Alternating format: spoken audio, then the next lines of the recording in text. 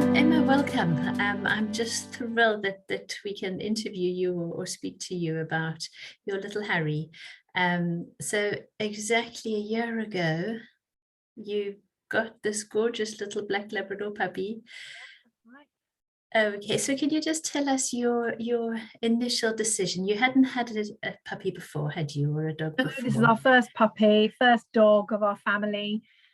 So yes, we weren't very experienced, but because we have been vegan for a couple of years now, maybe coming up three, it was quite a big factor for us, and so we were really keen to find out as much information as possible.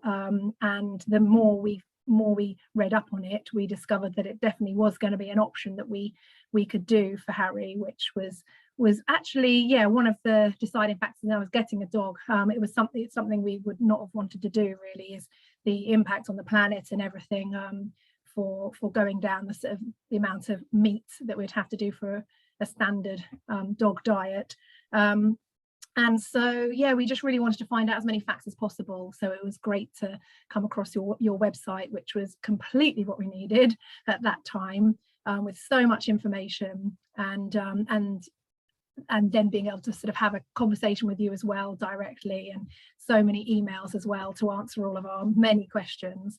And yes, it became, we were just reassured by it, and it became a realization that yes, this is definitely a diet that we can carry forward for Harry, and it will be healthy for him as well, not just not compromising anything.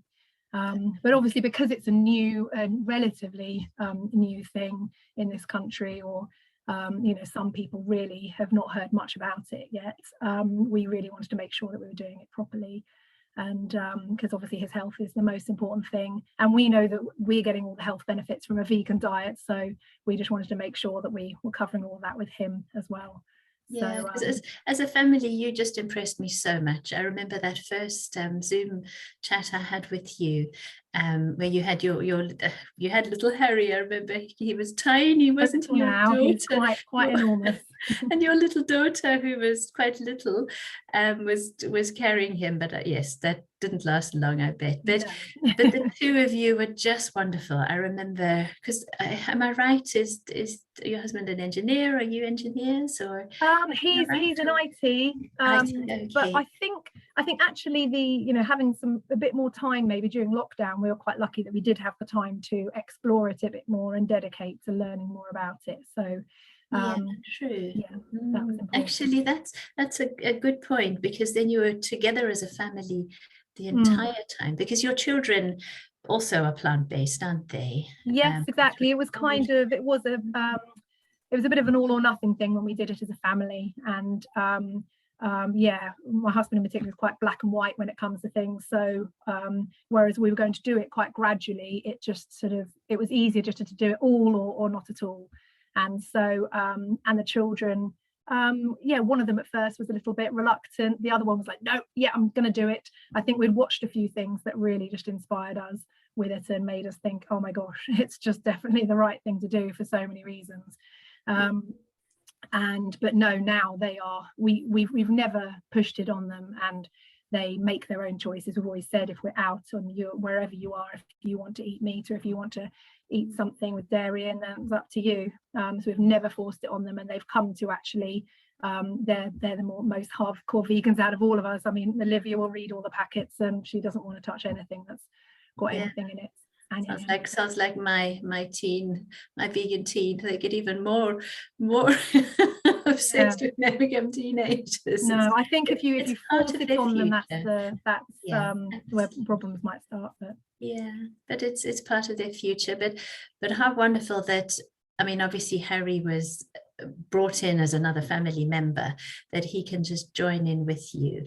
And I think the thing I admired most about you is, obviously I had all these recipes that I was sending you, and the supplement, all formulated with German precision. I remember explaining to you that I work with this German vet nutritionist. I get all the recipes, they all arrive in German. I do have a smattering of German, but everything arrives, my vegetable German is fantastic. I know exactly what all the plants are. And then that's right. And then I would send her Harry's weight, his age, his growth, and then she would actually work out the recipe according to his growth phase, because puppies obviously all grow at different phases. Yeah. And you were fantastic. I mean, you followed these homemade recipes, I think. And the thing I loved, I remember the one email you sent to me, was that Harry was actually, you were obviously making these, and it takes a lot of dedication to make it. I think I at least sent you the recipe so you could batch cook. And you're still home cooking now, aren't you? You still. Yes, that's right. I think you just work it into your routine, and I think yeah, we're lucky enough to have just about the right time to do that. And I know if you have got a very busy lifestyle, it might be harder, but we just tend to do it once a week, and I will we can freeze some of it, so I'll double the portion, I'll double the amounts that you've given me in the recipe, and so it's just a once a week, stack them up and put half in the fridge and half in the freezer, and that lasts us a week. And it's, once you've got like one huge pot, as you've probably got, or a couple of huge pots, and it goes in and it just cooks. There's not, and you don't, it's just very, very easy. The whole thing takes from start to finish, and in pots and in the freezer, it's less than an hour. It's 40 minutes or something. So, and is he still having his 3 meals a day? He is. We're still on the same amount, and yes, we do give him a bit of something at lunchtime.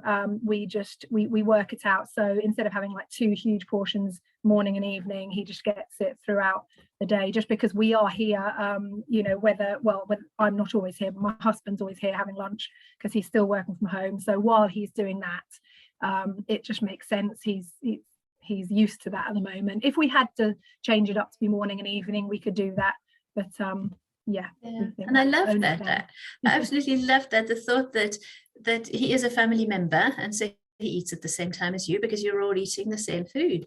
And that's so what's nice, actually, when you're cooking it up, you can literally see that it is, apart from all the sort of spices and seasoning and extra bits that we might put in, his is just like one big thick sort of soup or whatever, with all the same things in that we have. And has he ever not wanted to eat his food? Has he ever? It happened once, I think, quite near the beginning, when we first took him away for a few days, and he just went off his food for a bit. And every batch we do is slightly different depending on the vegetables you put in, or it might be, sometimes it's millet or sometimes pasta.